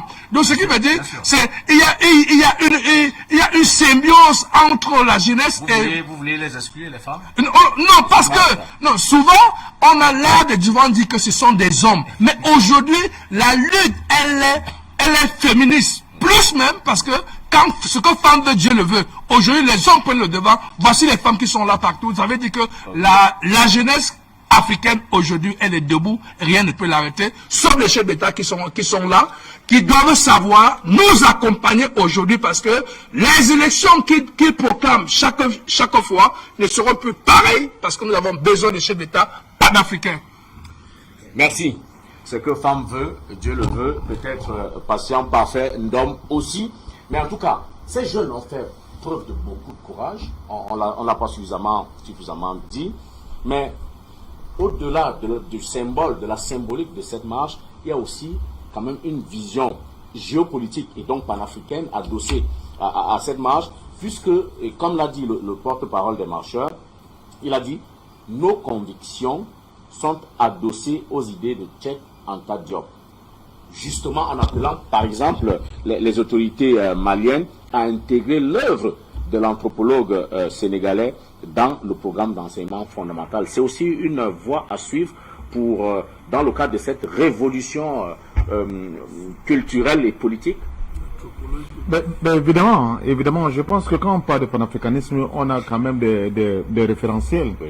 En termes d'intellectuels, en termes de penseurs, en termes de politique, nous les avons. Et Cheikh Anta Diop fait partie de ce vivrier dans lequel nous devons nous ressourcer de manière permanente pour mieux analyser, n'est-ce pas, la société qui est en perpétuel mouvement avec des dynamiques souvent qui tendent à nous échapper parce que eux, ils ont posé les fondamentaux de la réflexion dans des domaines bien précis. Et il n'est pas seul. Il n'est pas seul. Voilà, il n'est pas seul. Mais c'était dans le cadre de ce que vous avez dit, oui. Par exemple, que ce mouvement des jeunes n'a pas reçu l'écho qu'il aurait dû avoir. Oui. Est-ce qu'aujourd'hui, des enseignements de Cheikh Anta Diop qui dit que l'homme noir est entré dans la science bien longtemps avant l'homme blanc, est-ce que commencer à enseigner ça aux jeunes Africains, est-ce que ce ne serait pas aussi un adjuvant à ce combat panafricain? Ce sont des décisions politiques. Oui. Nous sommes bloqués depuis, si on peut le dire comme ça, nous allons à pas de tortue depuis un certain temps, parce qu'il y a des politiques qui ne suivent pas, qui eux-mêmes ont des pesanteurs, qui les empêchent d'aller de l'avant. Ça peut être leur passé, ça peut être la manière dont ils sont arrivés au pouvoir, ça peut être même l'idéologie qu'ils ont épousée. Il y a d'autres qui pensent que dans ce monde, on ne peut pas se libérer si on n'est pas sous le joug, n'est-ce pas, d'une philosophie néolibérale occidentale, etc., etc. Mais les femmes, tout à l'heure, mon ami Yumbi parlait des femmes, mais les femmes ont toujours été dans les batailles panafricaines. Toujours. Elles ont toujours été, et même souvent, elles ont eu des postes de premier plan. Ne l'oublions pas, même dans l'Afrique ancienne, quand on parle des Amazones, je prends ce cas-là, n'est-ce pas, de Rob Béhanzin, ce n'était pas des gens qui étaient à l'arrière, c'est elles qui affrontaient l'ennemi en premier. Alors, et ça, c'est une vérité. Il n'y a pas de révolution authentique nulle part au monde sans la participation des femmes. C'est le degré de la participation des femmes dans une révolution qui va présager de l'issue de la bataille finale. Plus les femmes sont en retrait dans une lutte, moins celle-là a des chances de pouvoir prospérer. Et je crois que la bataille panafricaine aujourd'hui prend de l'ampleur parce que les femmes ne se sont pas mis en marche, elles ont pris le devant. Même si votre propre plateau, quand vous avez vos appelants, les Madame Cissé, tout ce monde-là, c'est quoi? C'est toute cette armée de femmes à la suite, n'est-ce pas, de braves femmes maliennes que nous avons vues. Parce que Aminata Fofana, à qui je salue d'ailleurs, elle est arrivée, mais avant, il y avait même dans ces dernières années une brave femme au Mali qui a vraiment donné le coup de pendant le mouvement intermondialiste, elle a même été interdit de pouvoir entrer en France, etc., etc., ça m'a été Traoré. Donc les femmes ont toujours été là. Il y a eu des arrêtés, plein de femmes qui se sont battues, n'est-ce pas, les princesses de Bana, etc., etc. Les arrêtés à Blawa, les Kumpa Vita, les femmes ont toujours été là. L'autre question, c'est la question de pouvoir battre monnaie. Ça aussi, c'est une question, on n'a pas une cargaison de suffisant, mais non. Mais ils sont prompts à acheter notre pétrole par anticipation. Alors, qui va désigner sur le moyen s'ils ne sont prêts à le vendre notre or par anticipation. Donc, nous avons ces réserves-là.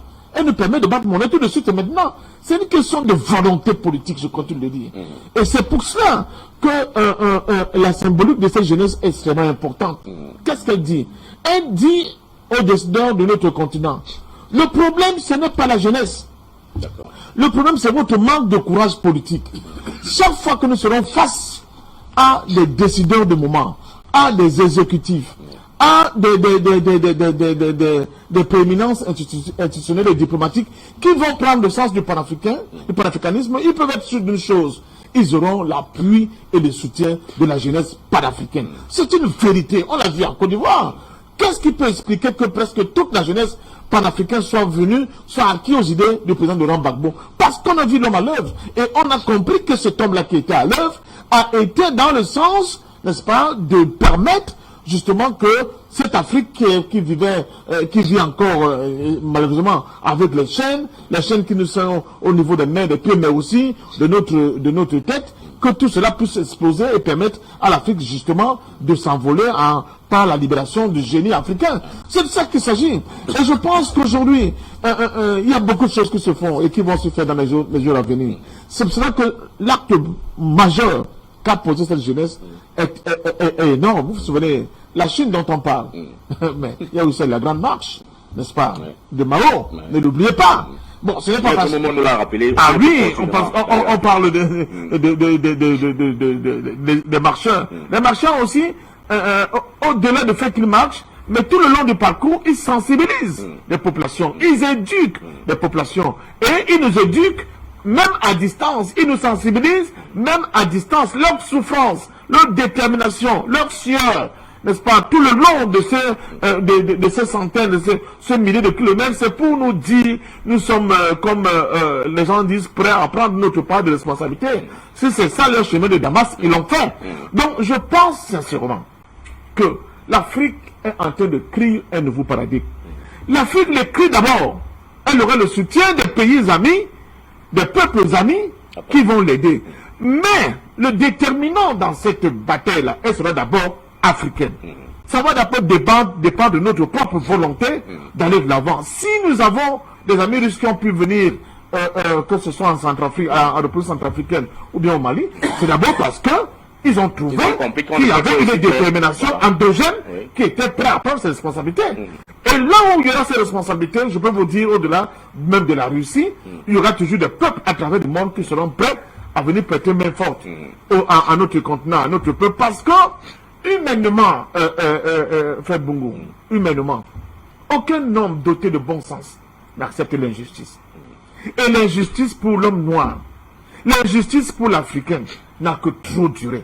5 siècles d'esclavage. Pendant 5 siècles, ces gens nous ont vendus comme on vend des chèvres au marché.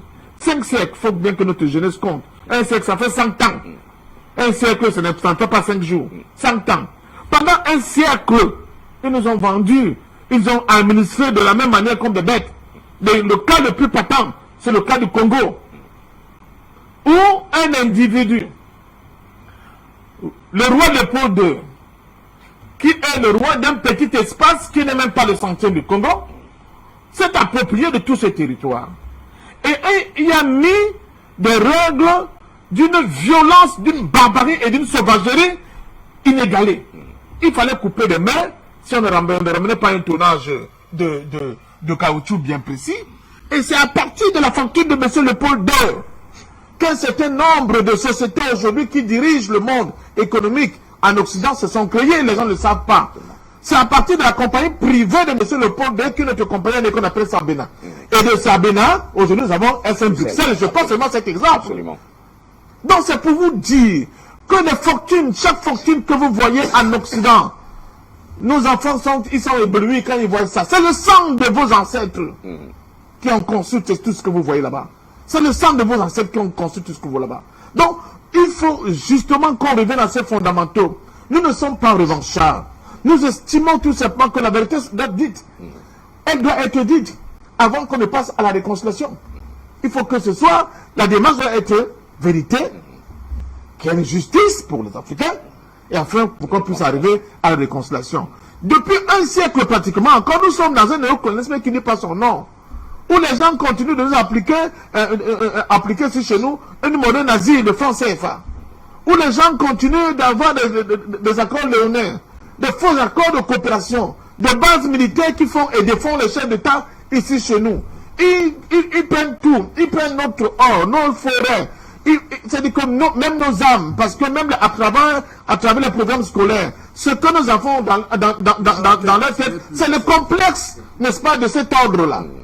Donc il faut qu'on essaie de détricoter tout cela intellectuellement, et de casser complètement cette superstructure qui ne permet pas à l'Afrique de pouvoir compter sur lui-même, d'être fier de lui-même et de penser qu'il peut aller de l'avant.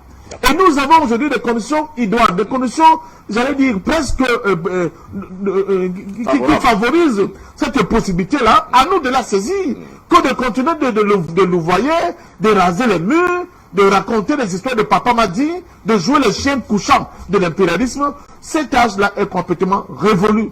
Il faut que les gens sachent que le monde a changé. Et le monde changera davantage avec le poids énorme de la volonté du peuple africain dans la balance de ce jeu politique qui se passe actuellement. Et je peux vous dire, les pyramides que vous voyez en Égypte ne sont que la partie visible de l'iceberg par rapport aux géants africains. Mais ce géant africain ne sera pas revanchard, j'insiste. Il ne sera pas constitué contre un peuple. Parce que si l'Afrique décide d'avoir cela comme, j'allais dire, mode opératoire, nous serons obligés d'effacer de la surface de la terre certaines nations, certaines races. Mais parce que l'Afrique n'est pas ça. L'Afrique, c'est l'amour. Et ça se voit au quotidien comment les Africains vivent. Nous, ce que nous voulons dire au monde, c'est que construisons un monde de paix, un monde de convivialité, un monde où les êtres humains, enfin, vont se regarder avec plein d'amour. Et ça, c'est ce que nous sommes capables de faire. Léopold II, pour sortir, il disait à ces missionnaires qu'il envoyait sur notre continent, n'allez pas apprendre Dieu à ces gens. Ils connaissent Dieu avant, peut-être même avant vous. Allez leur apprendre à arrêter la soumission à nos ordres. Je caricature, mais c'est ce qu'il leur disait. Parce que pour Dieu, on connaît Dieu. C'est l'Occident aujourd'hui qui tourne le dos à Dieu. Et c'est ce que Poutine le rappelle. Dans la guerre là même, qui oppose l'Occident à Poutine, c'est qu'en réalité, les gens ne le comprennent même pas très bien. Poutine, c'est le meilleur représentant, n'est-ce pas, de la pratique de la religion. Attention, que ce soit Byzance, depuis Byzance, la Grèce antique, c'est lui qui a encore cette culture, n'est-ce pas, de la crainte de Dieu. Les autres ne l'ont plus. Ils ont dit que les hommes peuvent épouser les hommes, les femmes peuvent épouser les chèvres. Parce que vous avez touché à votre chat, on est prêt à vous envoyer la guillotine, etc., etc. C'est ça, leurs valeurs. Les valeurs qui sont les valeurs humaines, les valeurs de respect de la nature. Regardez avec quelle hargne, avec quelle violence ils détruisent complètement la nature. Sur les fallacieux prétextes qu'il faut punir Poutine, on est prêt aujourd'hui à réutiliser le gaz de schiste qui s'obtient par fracturation hydraulique, donc il détruit complètement la nature. Et c'est les mêmes qui vont venir vous dire, il y a le COP 21, le COP 30, le COP 50, nous voulons protéger la nature. C'est incroyable, ce mensonge, cette manipulation, le terrible de cette élite-là, qui veut continuer de dominer le monde, mais arrêter en détruisant le monde, parce que pour eux, peut-être quand ils auront tout détruit ici, ils auront vivre en Mars. Mais nous savons que ils l'auront dit, Yahweh, Yehovah, tout ce que vous voulez dans nos propres Tata, Zambé, dans nos langues disent, ils nous ont légué cette planète, et c'est cette planète que nous allons vivre, c'est pour cela que nous allons tout faire pour en la protégeant par notre humanisme. Mais nous n'accepterons plus jamais d'état d'esclave dans lequel nous sommes passés pendant des siècles. Il faut que cela que ça rentre dans les têtes de chacun.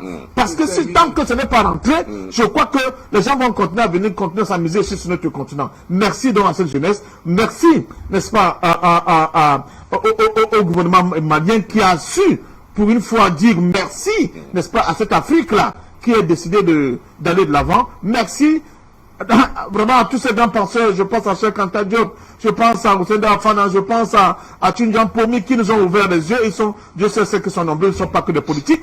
Donc, une fois de plus, cette jeunesse-là, allez revisiter, n'est-ce pas, la voie a été tracée.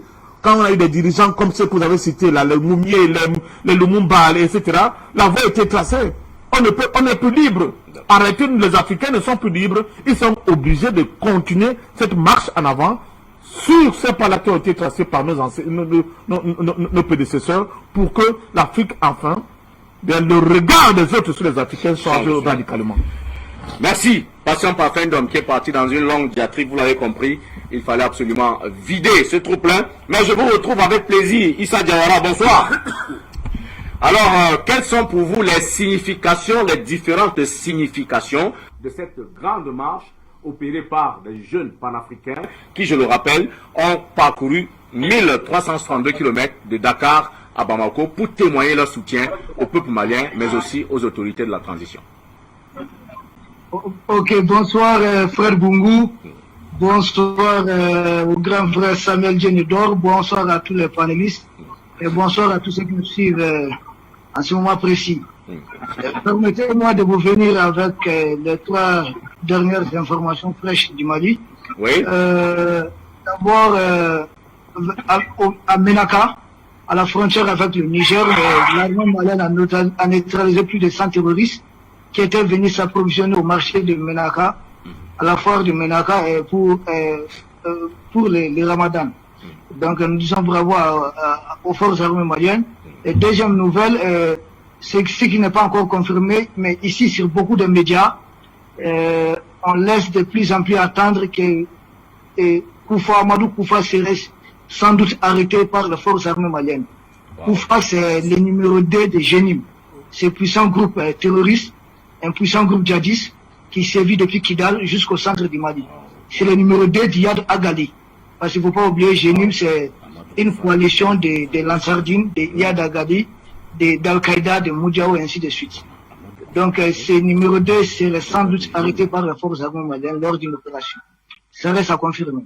Mais, troisième bonne nouvelle, c'est que vous avez suivi cette grande marche organisée aussi, un grand meeting par le collectif pour la défense des militaires CDM pour demander le retrait pur et simple du Mali de la CEDEAO.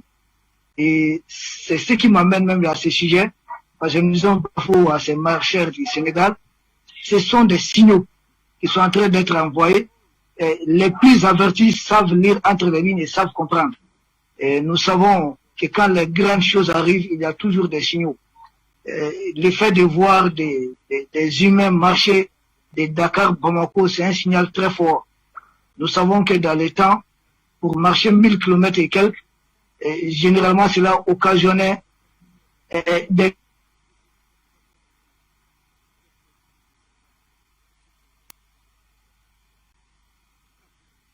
malheureusement, on était avec Issa Diawara.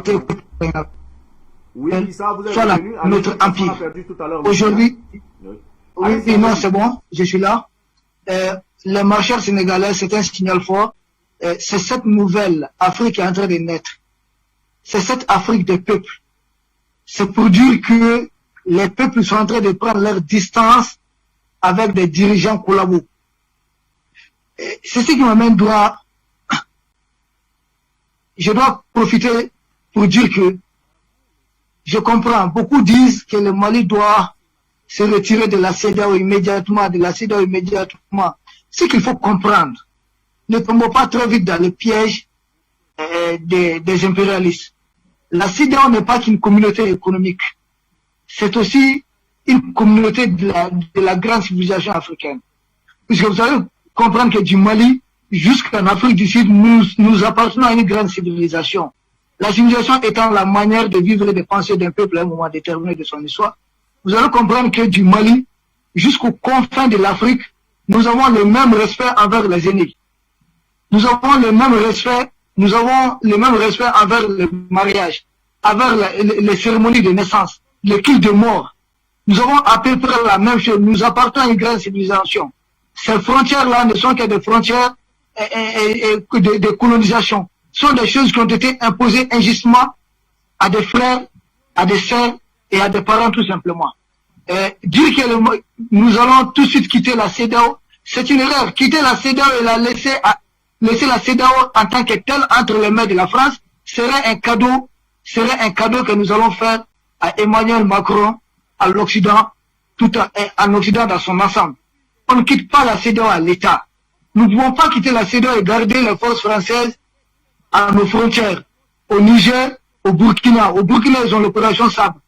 Au Niger, ils sont là avec toutes les bases, y compris des bases des drones et des Américains. C'est comme vouloir accepter une Ukraine au sein de l'OTAN à la porte de la Russie. Ça revient à la même chose. Nous, le Mali pourrait quitter la CEDEAO, mais à des conditions. Il faut que cette CEDEAO, nous la réformons à profondeur. C'est une possibilité. Ou qu'en quittant, qu'il y ait déjà des États qui doivent nous suivre. Parce qu'il ne faut pas quitter la CEDEAO, parce que aujourd'hui, notre présence, la présence du Mali, gêne au sein de la CEDEAO. L'État ne joue pas contre les dirigeants du Mali, mais l'État est en train de jouer contre les dirigeants de la CEDEAO. Et ces marcheurs panafricains, c'est ça qu'ils ont compris. En venant au Mali, en se ralliant au Mali, le Mali n'a pas de la pression à quitter la CEDEAO. Ce sont les autres États de la CEDEAO, collaborent de la France aujourd'hui, qui sont paniqués. Et aujourd'hui, quitter la CEDEAO à l'État serait le meilleur cadeau qu'il faut offrir à ces gens. Nous quitterons la CEDEAO, mais en affaiblissant considérablement la France.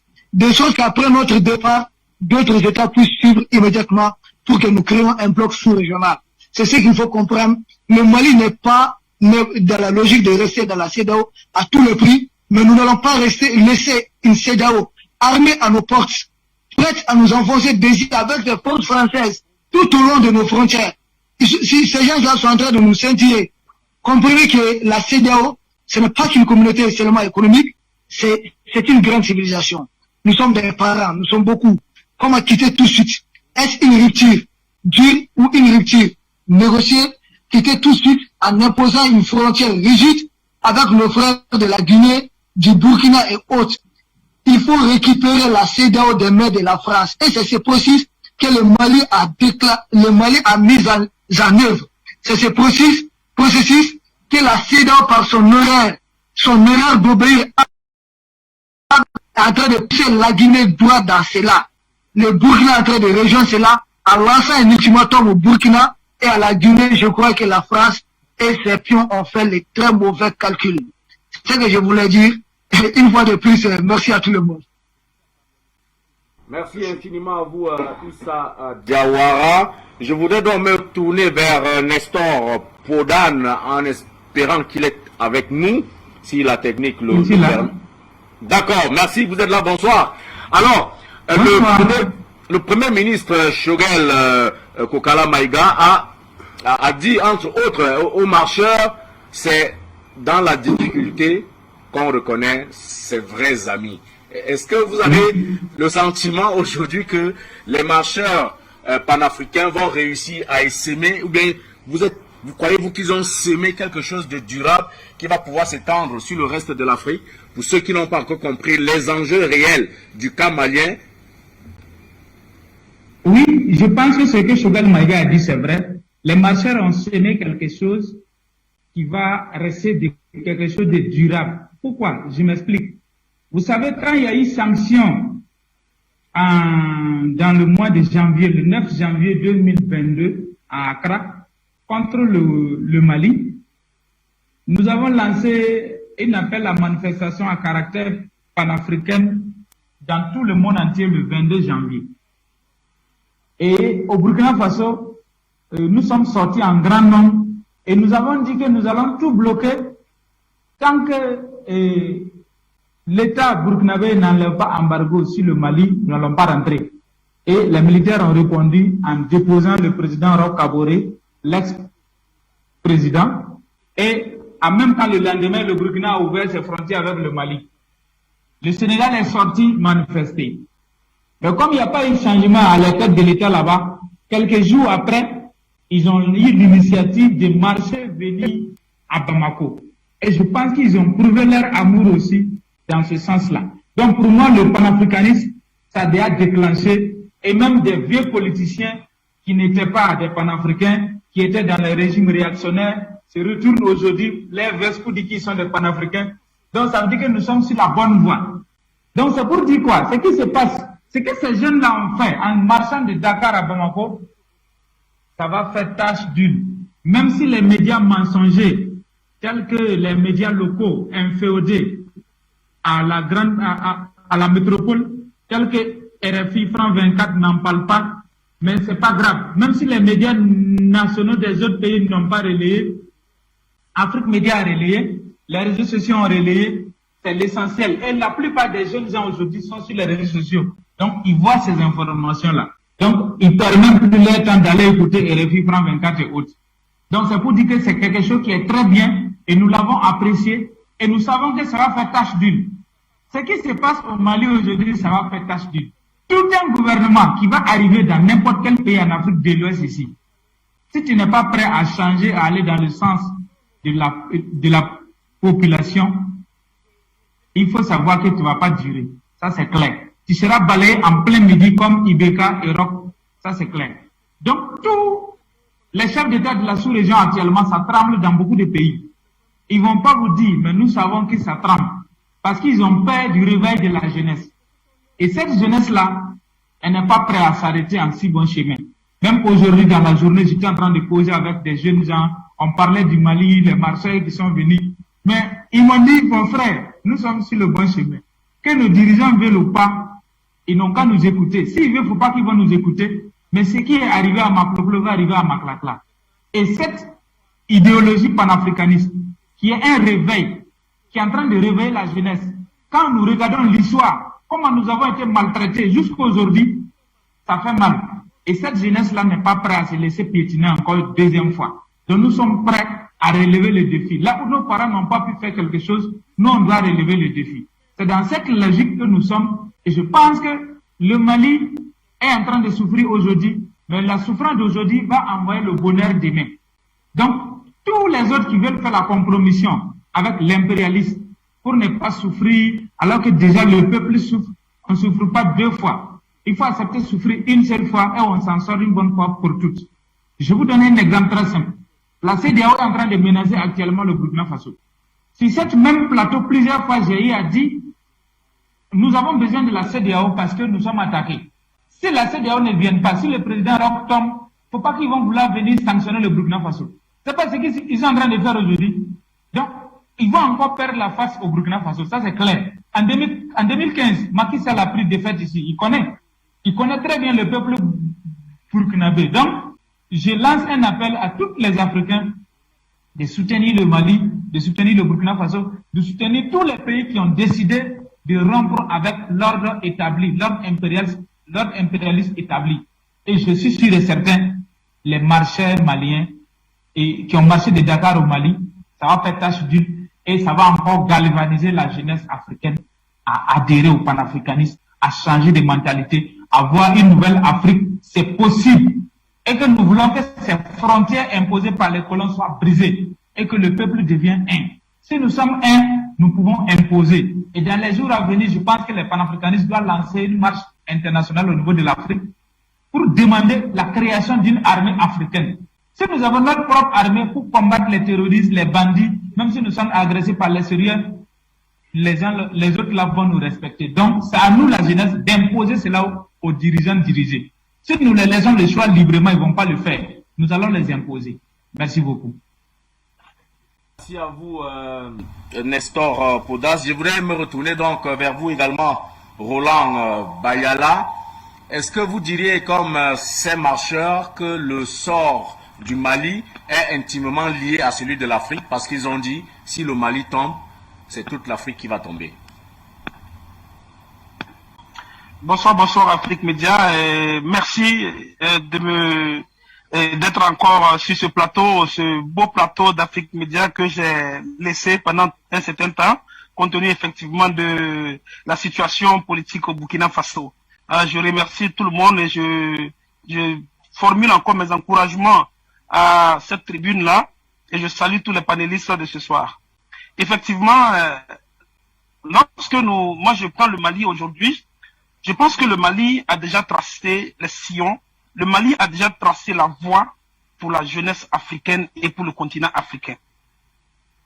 Ces jeunes, lorsque je vois ces jeunes faire la marche, ça me fait un pincement au cœur et j'aurais préféré que ce soit tout l'ensemble, dans l'entièreté, qui puisse effectuer cette marche glorieuse vers ce vaillant peuple, ce grand peuple qui a effectivement tracé, qui a posé les bases de ce panafricanisme nouveau pour tout le monde et pour toute l'Afrique. Et je pense qu'aujourd'hui, ces jeunes, en faisant ces milliers de kilomètres, pour aller témoigner une fois de plus du soutien de la jeunesse africaine à son excellence Goïta et à cette coalition, à tous ces jeunes, à tout ce peuple, c'est effectivement une invite à tout le reste de l'Afrique que nous ne devons pas rester là, nous ne devons pas nous taire, nous ne devons pas regarder les choses se faire au Mali sans que nous ne prenions part à ce grand rendez-vous de l'histoire de notre continent. Et donc aujourd'hui, je pense que c'est une voie que le Mali a ouverte pour nous. Et il reste à ce que la Guinée, le Burkina Faso et bientôt aussi le Niger puissent emboîter ce pas. Qu'à l'avenir, ce ne soit pas seulement quelques jeunes qui puissent faire ce pèlerinage vers ce grand pays, mais que ce soit effectivement tout le continent qui puisse se ruer vers le Mali pour célébrer cette nouvelle victoire. Parce que pour nous, aujourd'hui, c'est une victoire. Cette étape, cette course, cette marche vers le Mali, c'est une victoire. Et c'est une victoire d'étape. Et je pense que les victoires vont s'accumuler de jour en jour. Aujourd'hui, au Burkina Faso, effectivement, si vous me le permettez, nous sommes effectivement inscrits dans cette logique. Et je pense que notre silence n'est pas synonyme d'abandon du combat. Nous sommes en train de revenir en force. Et je pense que très bientôt, vous verrez effectivement le Burkina Faso rejoindre ce grand peuple, comme il a promis depuis des mois aujourd'hui. Nous avons dit au Burkina Faso que ce n'est pas aux autorités de dire ce qu'elles veulent pour le peuple burkinabé. Si nous avons accepté de sortir dans la rue, si nous avons accepté de mouiller le maillot, ces jeunes qui sont au pouvoir aujourd'hui vont effectivement suivre ce que le peuple veut. Et si ces autorités font ce que le peuple veut à 100%, je pense qu'elles verront effectivement le peuple les soutenir. Et très rapidement, nous invitons encore les nouvelles autorités burkinabées à ouvrir très rapidement le dialogue avec le peuple malien, le dialogue avec le peuple guinéen, le dialogue avec ces peuples panafricains qui sont en train de travailler à se mettre ensemble, voilà, pour que la jeunesse puisse les suivre. Voilà. Et d'ores et déjà, je puis dire notre contentement sur ce qui se passe aujourd'hui au Burkina Faso, parce que lentement mais sûrement les choses sont en train d'aller dans ce sens-là. Nous sommes effectivement les premiers acteurs de ce qui se passe au Burkina Faso. Nous voyons effectivement comment les choses se déroulent et je ne fais que tirer mon chapeau. Mais je dis c'est bon, mais ce n'est pas assez aux autorités burkinabées. Et encore une fois de plus, nous allons pousser pour qu'enfin cette France-là sache que ce qu'elle a connu comme Afrique de par le passé, ce n'est plus cette même Afrique qui est là. Et nous allons faire tout notre possible, même au risque même de nos vies, pour que ce panafricanisme soit une réalité partout. Pour qu'au moins, pour que les peuples africains puissent enfin dire, voilà notre continent qui s'est réconcilié. Et aucun Français, aucun peuple ne pourra stopper cette marche vers la véritable liberté du continent africain.